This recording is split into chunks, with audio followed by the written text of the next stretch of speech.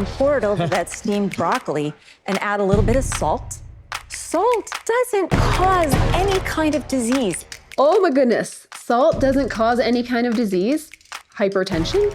Hi guys, and welcome back, Thrivers. It is time for my first ever response video. A viewer sent me this video from Dr. Phil called Inside Our Country's Food Crisis, Make America Healthy Again, and they wanted my thoughts on it, so I decided to share my reaction to this with all of you. We're gonna break down what the experts say in this video, what Dr. Phil says in this video, and I'm gonna give you my dietitian expert point of view, so let's get into it. You say that we can actually reverse some of this food. How can this happen? Tonight, we're continuing our conversation about the American epidemic of chronic illness, especially in children. Now, yesterday, we spoke with Callie Means, Dr. Shanahan, a board-certified family physician and author of 3 books on nutrition, and Jillian Michaels, one of the most popular fitness trainers in the U.S., who has become a very active health advocate. First off, this video is all about the food crisis in our country, and Dr. Phil does not have a dietitian on this panel. He has Callie Means, who has a background in business and co-wrote a book with his sister, who's a doctor, and they wrote this book on food and nutrition. Dr. Shanahan, a family physician, who's a strong opponent to seed oils. And then we have Jillian Michaels, who's a well-known celebrity trainer, but also health advocate, but no dietitian on this panel at all. I feel like this might be a PR issue for dietitians, but it's such a major bummer. We are the experts in food and nutrition and the only ones licensed to prescribe food to do medical nutrition therapy, and yet we didn't get a seat at this table. What does that say? Major bummer. Let's keep going. Seriously, we are talking about one of the most dangerous, harmful, and sometimes even deadly things your children encounter every day. I'm talking about what we call food. That's right. The purpose is to make food cheap and addictive, which is what food companies do. Big Ag has received about $500 billion in subsidies. Our food system is designed to subsidize corn, to subsidize soy. We give them a whole bunch of subsidies. We make them in mass quantities, and then that goes into our industrial food system where we are making lots of processed foods, and then they add sugar and all kinds of other things which make it palatable and which make us want to keep eating more and more. And then we might get into this later, but then let's market it towards children, and let's market with cartoons and catchy slogans so that children want to have more than their daily need of sugar in just their breakfast cereal. So this is a major problem, and I absolutely agree with that. But the reality is 74% of Americans are overweight and obese. It's because this system is rigged on every level against them in the ways that we're telling you right now. We're joined by Dr. Kate Shanahan. Doctor, you say the standard American diet isn't just scientifically wrong, it's absolutely dangerous. Yes, it is absolutely morally wrong as well. American doctors were fed misinformation about fats way back in the 1940s. The Standard American Diet acronym is SAD, SAD, and she's right, it is really sad. So what can we do about it? The fat lie she mentions is pretty true, and I did a whole video on the fat myth. If you want to check that out, I will definitely link it below. Does anyone remember the low-fat crazes in the 80s and 90s that really took over? But this was from some of the now outdated research regarding fat and cardiovascular health. And ever since then, the fats that we've been eating have been vegetable seed oils, which are industrial products that never existed before the industrial era. Canola oil originally was used as machine oil in Canada during World War II. Obviously, she's a big opponent to seed oils. I have a whole video outlining a ton of research on seed oils. Please, please, please check it out. In fact, it just might be my most hated video because for some reason, people go down this seed oil rabbit hole and can't seem to come out. But the research does not show that seed oils are causing all these adverse health outcomes. Now, regarding canola oil, if you Google how canola oil is made, it's kind of icky. But it's icky in the same way that if you see an industrial beef farm and you see how that whole process is, it's icky too. And as Americans, we are so disconnected from our food, we don't even realize that that's how this stuff is made. And also, we seem to not want to know how it's made. We'd rather just eat it. So inform yourself and make your opinion in that way. And follow the research, follow the facts.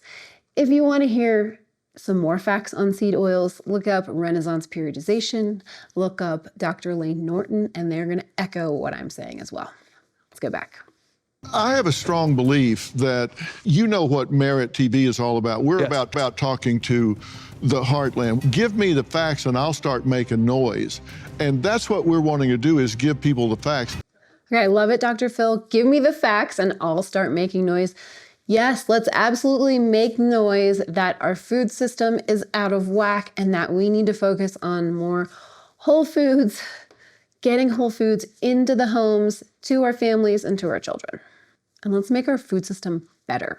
You say that we can actually reverse some disease processes with food. How do we do this? 100%. We ate our way into this so we can eat our way out of it.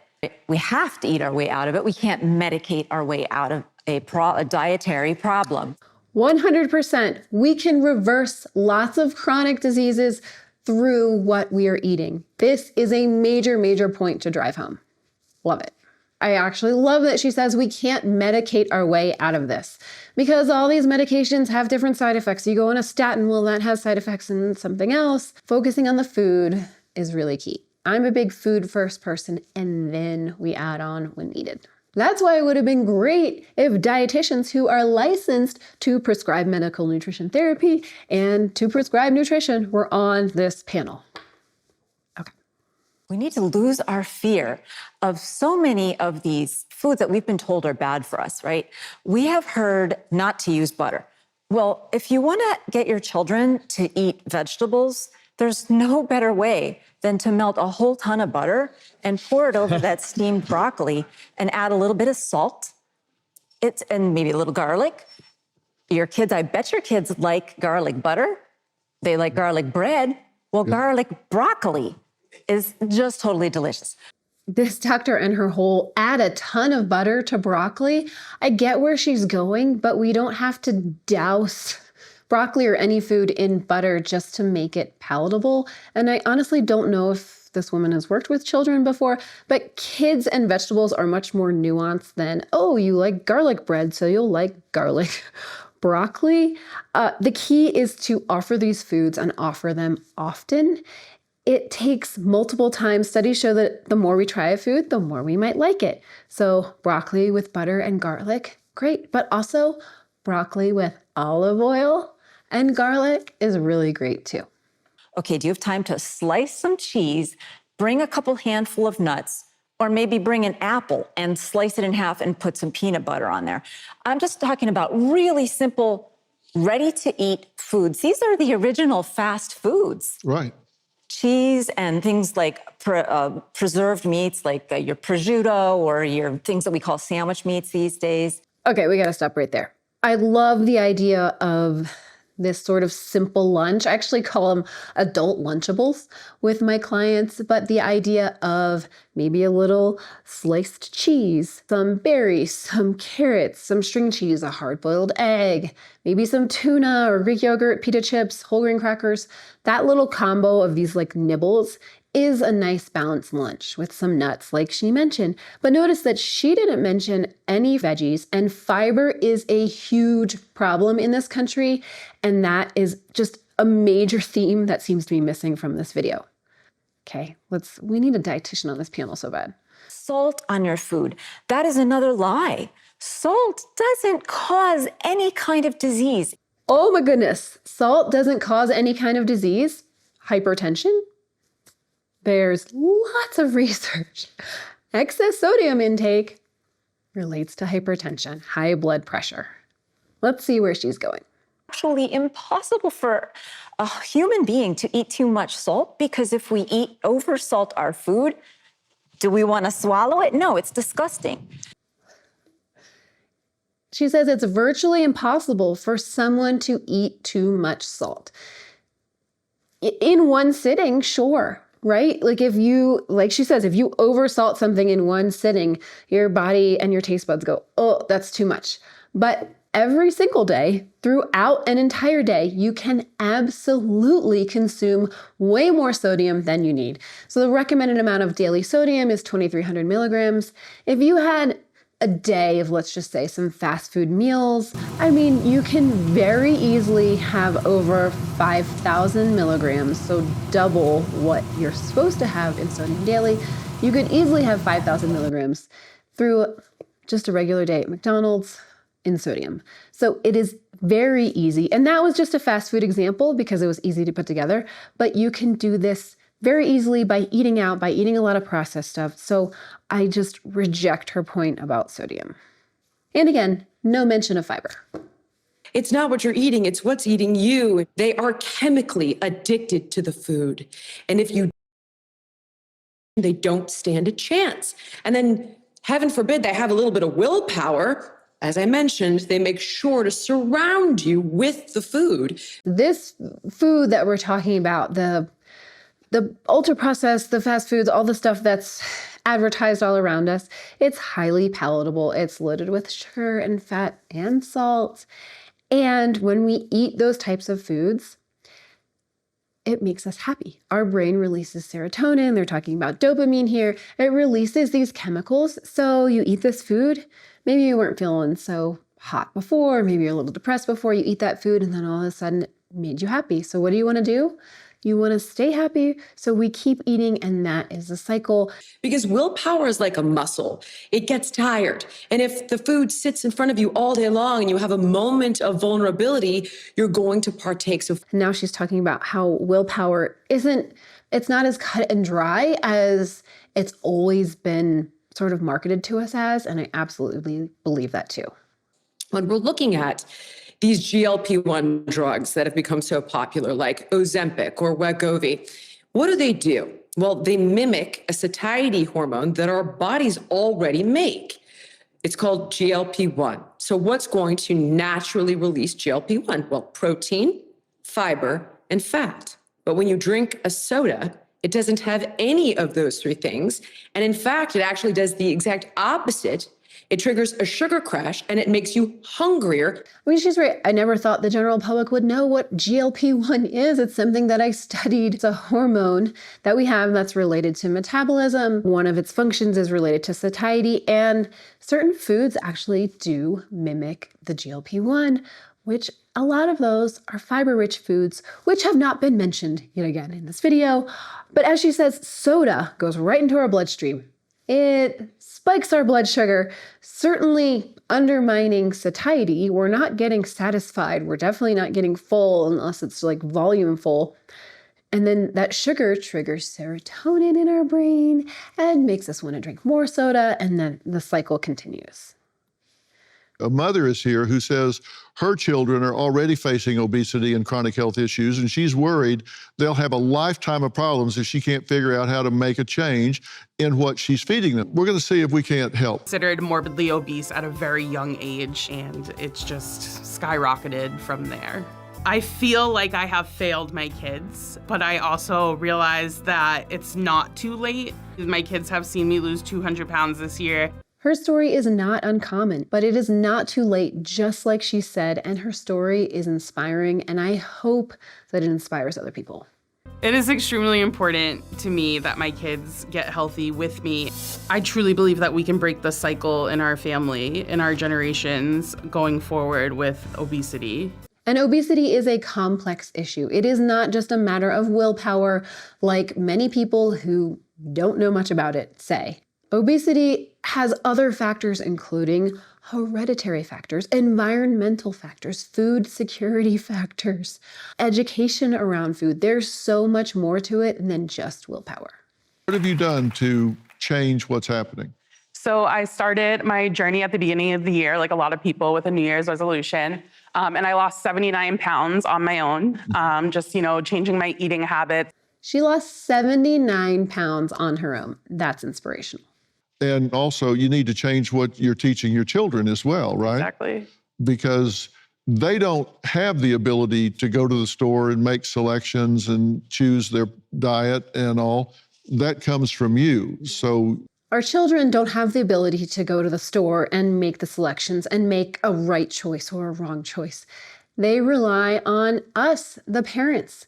And if us as the parents aren't informed or making the healthful choices, that's impacting our children. And we've seen the rate of childhood obesity just continue to go up and up and up. So this is so important to me to educate parents who can then pass it on to their children, and actually also love working with children, teaching them about food, teaching them how to cook, how to do simple things in the kitchen, getting back to cooking in the kitchen, getting away from that drive-through mentality. Although now it's not even drive-through, it's just Uber Eats mentality. Getting away from that mentality and getting back into the connection with our food.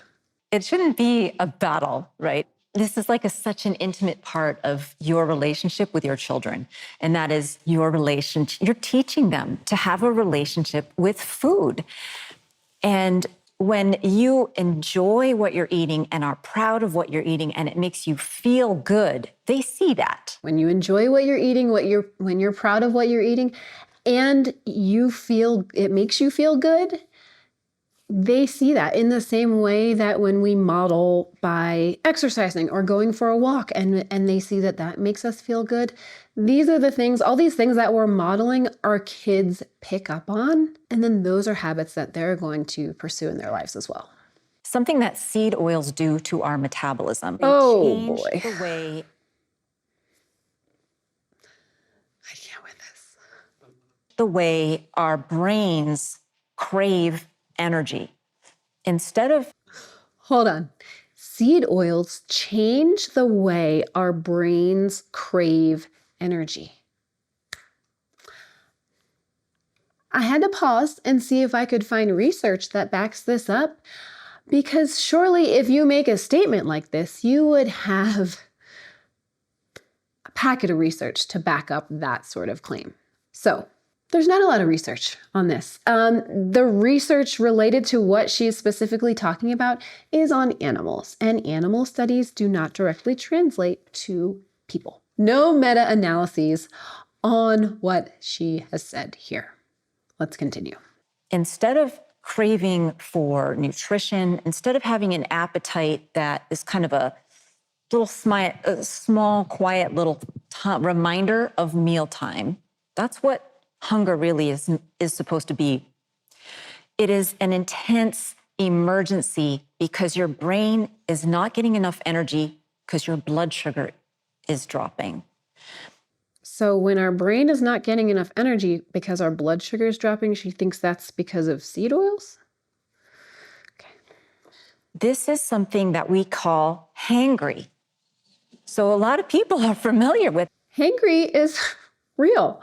If you've listened to me talk about intuitive eating, there's the hunger satiety scale. And we don't want to be at any of the extremes. We want to stay in the middle. But sometimes, I'm sure we've all felt that hangry before. You didn't bring a snack with you, or you did a really crazy intense workout and you didn't fuel properly before or the night before, and we felt that hangry. It doesn't mean that you had seed oils and your brain is causing you to feel hangry.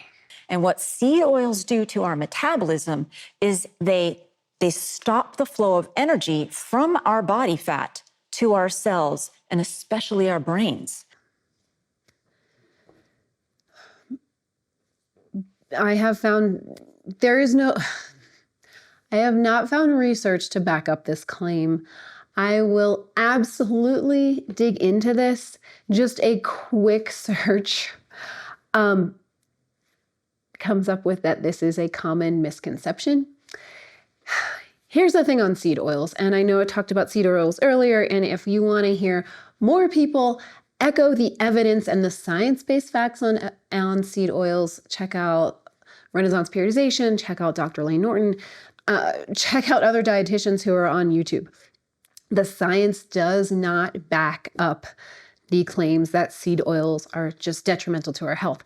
Here's my hot take on seed oils. Seed oils are in all the processed crap. So if you watch my video on seed oils, you'll hear me talk about the ice cream shark attack correlation. So these things are correlated, but does not mean causation. So seed oils are in, processed packaged pastries and Little Debbie snacks and whatever kind of crap that we give to our kids. They're in the fast food that's out there. That's what they're deep frying your French fries in. So is it the seed oils, or is it that this food, while it does contain seed oils, it also contains a lot of sugar. It contains a lot of fat. It contains a lot of salt. And that combination is not good for us. And it's just nutritionally devoid of fiber. Fiber. Let's get back to it. And on the seed oils thing, it's like this is the latest thing that we're going to latch onto. How about we talk about getting people to eat more fruits and more vegetables so they can get more antioxidants, more fiber, which is great for our gut health, which is going to tie to our brain health, that we know there's that gut-brain axis. Okay. That our blood sugar levels drop. And this is why we have hangry, and this is why willpower won't work. And studies have shown this. Clinical psychologists have designed trials. When people's blood sugar is following, their willpower implodes. There is no such. Well, right. Our willpower implodes when our blood sugar drops because that is our natural process.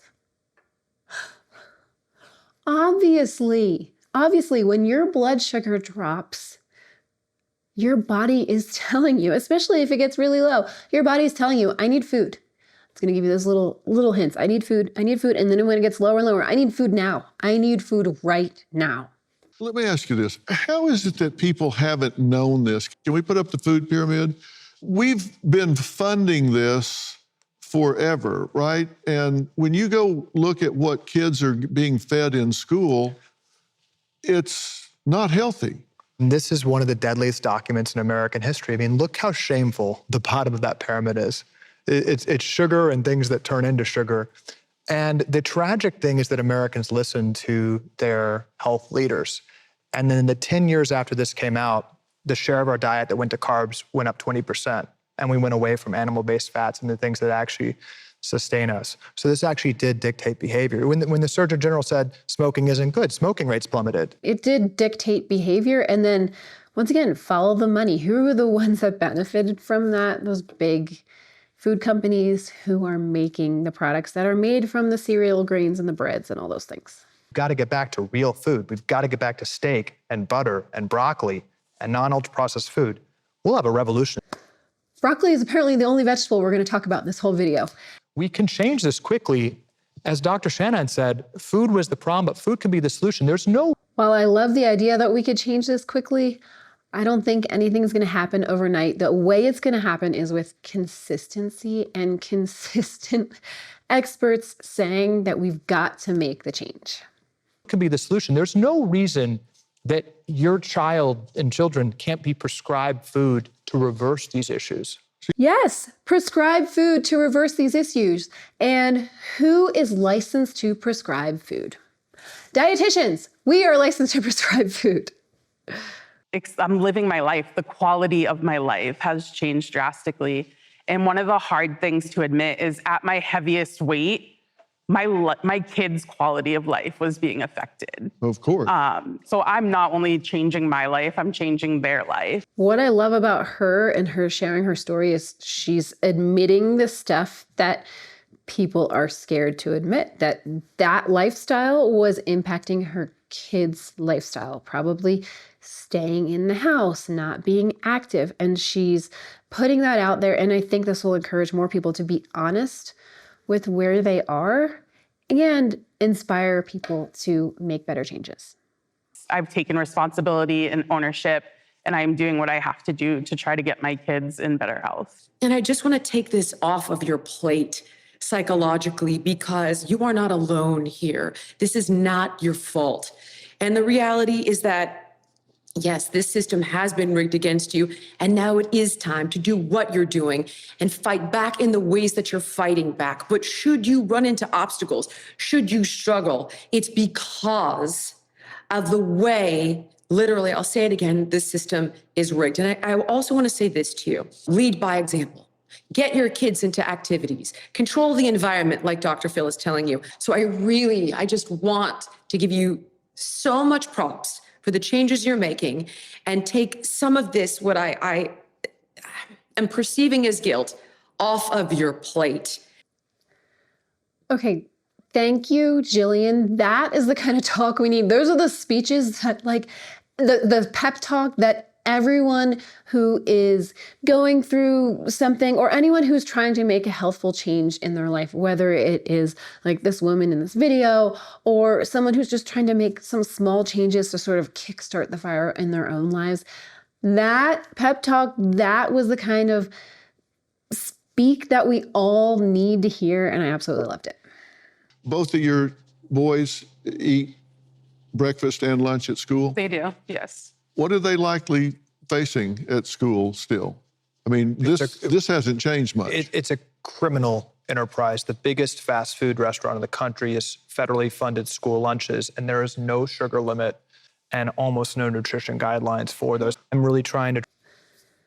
Oh, school nutrition is so tricky. And I did part of my internship with a school system when I lived in North Carolina, and the people that worked in the administrative office were passionate about helping kids.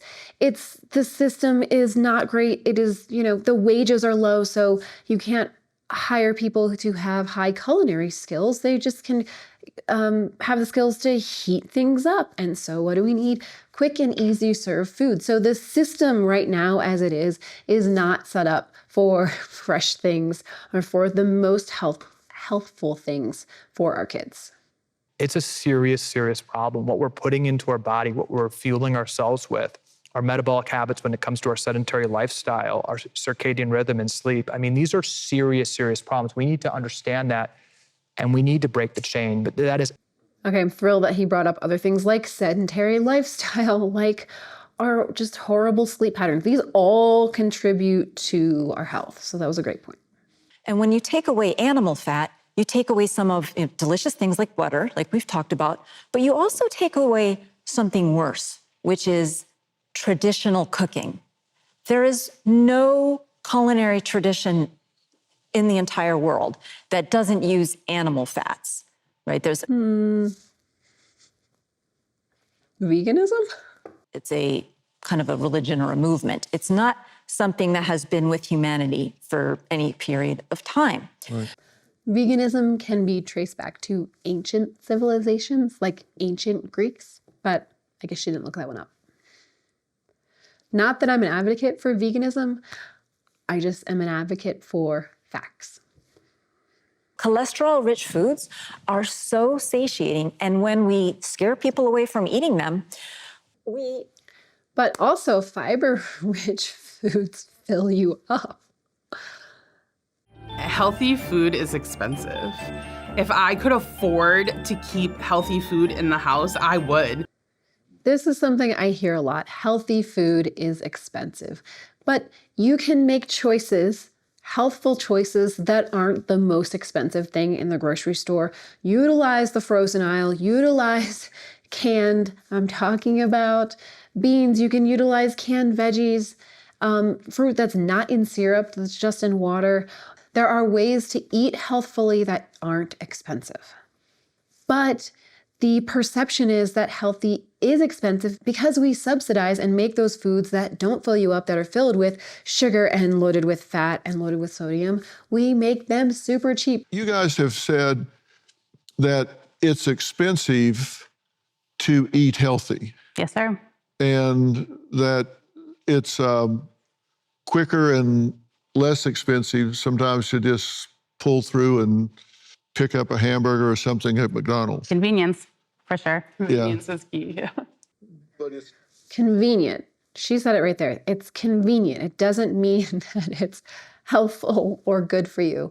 It's convenient, and it's pressing that easy button. And It's so common that it doesn't seem like it's a big deal. So we need to make that uncommon. Any restaurant that you go to, you can make what you're buying at home for less than half of what you're spending, and you can do it with your kids there. This is I love that they have the full breakdown of, what is it, a Big Mac, a quarter pounder with cheese, and how much it would cost to make at home, because I think this is really eye-opening for a lot of people. You have to plan and buy ahead of time. You cannot buy fast food cheaper than you can make it at home. You have to plan and buy ahead of time. That is what's key. We have to plan our meals out, buy the food ahead of time so that we can make it at home. If we have no plan, we don't know what's in our fridge, in our pantry, then we're just winging it every single day. And that winging it leads to going through the drive-thru. And if you had to go through bariatric surgery, you probably met with a dietitian. Did that dietitian sit down with you and say, The first mention of a dietitian in the whole video at 35 minutes in.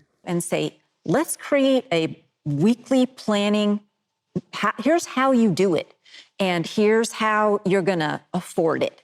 What's your budget? Did that happen? And I know this is a rhetorical question, because I know the answer is no. All of my other patients have said, no, I've never heard anything like this, but this is exactly what I need. And I guess she doesn't like dietitians.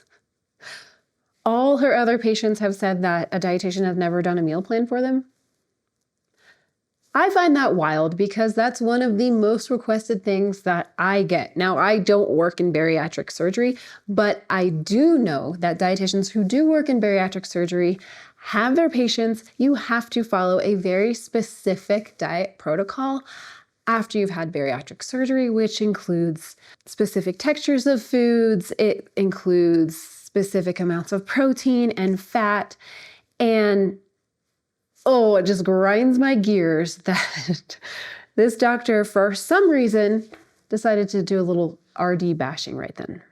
And tell patients, tell us the truth, that actually it is inconvenient, but we need to do it. Doctors don't. Yeah, it is inconvenient in our sort of modern society where convenience is everything, where you take your phone and you're like, I don't feel like cooking, I'm gonna order whatever. I'm gonna order fast food. I'll tell you, where I live, there are no healthy options within a 10-mile radius. So maybe that's a good thing, because I don't order anything because it's gonna be crap and it's gonna not even taste good. Planning is key to cook at home. Doctors don't mince words when it comes to taking pharmaceutical products, right? They know how to be very clear. When your child is at the pediatrician's office and you need to get your shots and take your pills, they're very clear. Isn't that interesting? What a great perspective. Doctors are clear about taking your medications and getting your shots, but maybe not about food. And that would be so important and so impactful, because we, as a country, as a society, we absolutely respect a doctor's opinion and their position on things. I mean, they've gone through years and years and years of schooling. So to have doctors echo what dietitians are saying as well will go a long way. Well, we have given you lots of facts and truth tonight, and unfortunately, I suspect giving you all the facts in the world will not necessarily change your behavior in a way that can actually make a difference in health outcomes. I doubt there are many of you left in this country who don't know that at some level, many of the health risks are associated with the way you live, whether it's the food you eat or cigarettes you smoke or whatever. If we could eliminate all the bad stuff from the planet, it would be very easy for humans to adapt. If cigarettes were gone tomorrow, or processed food, alcohol, whatever, we would make that adjustment in about 10 days. If early man ate like we do, we would probably have gone extinct a long time ago. When it came to diet, early man had a very original idea. Only eat food. Food is what grows on trees, out of the ground, or is walking, swimming, or flying around. Potato chips, soda, candy, for sure is not food. Pizza, fast food burgers, hot dogs might have a few remnants of food in them, but it still ain't food. The other advantage early man had was that in order to get food, he had to move a lot. I'm guessing in the course of his day, either in the pursuit of food or to avoid being food, early man got his steps in for the day. Eat food and move. Of course, it's more complicated than that, but since we can't get all the bad things off the planet, and we know having the facts will not necessarily make us change, what can we do to reduce the risk of all of our lifestyle diseases? Well, once again, school starts at home. What if every family gathered and made a family project out of making one lifestyle change a month for the next year? One change per month. Either start doing something you're not doing or stop doing something you are doing that would make things better. People will do things and stop doing things over time if the environment you live in requires it. Remember when seat belts were first introduced? Most people didn't like them. Now get in a car with a child and he'll come unglued if you don't buckle up. Before Mothers Against Drunk Driving, friends did let friends drive drunk. They just said, hey, be careful. Now, even teens who drink illegally have a designated driver. We have to take responsibility for our own behavior. And we can blame the scientists who are funded by the pharmaceutical companies and the ag industry. We can blame them. And I do blame them. And you're going to see them held accountable like never before when RFK Jr. assumes control of health and human services, with experts like Callie Means and others who have not sold out, who are not incentivized to keep us all sick. But fortunately, none of the people in that chain will kick your door down and force their way into your home and shove that cupcake down your throat. Likewise, we can blame China or Mexico for drug trafficking into the U.S., but it's we, the people, who line up with the money to buy the drugs. We must hold ourselves accountable as well. I'm not quite dumb enough to think that this message will change the world, but who could argue with the premise? And maybe I can make you think after watching this, sitting at home. Or for those of you here, as you drive away from the studio, at least until you pull into the Burger Doodle on your way home. Oh man, I really enjoyed Dr. Phil's sort of outro there, talking about how this is simple, eat food and move more, but it's also not simple. It is complex because our food system is complex and in many ways is set up for us to fail. And healthful eating takes effort. Hitting the easy button is easy, but it is not good for our health. So to all these people who are talking about healthy eating, I love when I hear that anyone wants to make nutrition a priority. So I am thrilled that this conversation is out there, that this conversation is happening. I am going to continue to share evidence-based research. I'm going to continue to share the facts about it and continue to share ways that you can eat healthfully. It doesn't have to be complicated. But like Dr. Phil said, pick a change to make once a month, whether you're starting a new habit or getting rid of a habit that you know isn't great for you. Start small and build upon those habits and continue listening to experts in this field and continue to have the conversation in your own family, with your children, in your community, so that we can make healthful eating the priority that it really needs to be. So there it is, my reaction to this video. Thank you guys so much for watching. I hope you enjoyed. I hope this was eye-opening in some ways. I hope it was encouraging in a lot of ways. And if you like this format and you want my perspective on another nutrition video that's out there, drop it to me in the comments or send me a message and we'll make these happen. Until then, eat well, be well, thrive.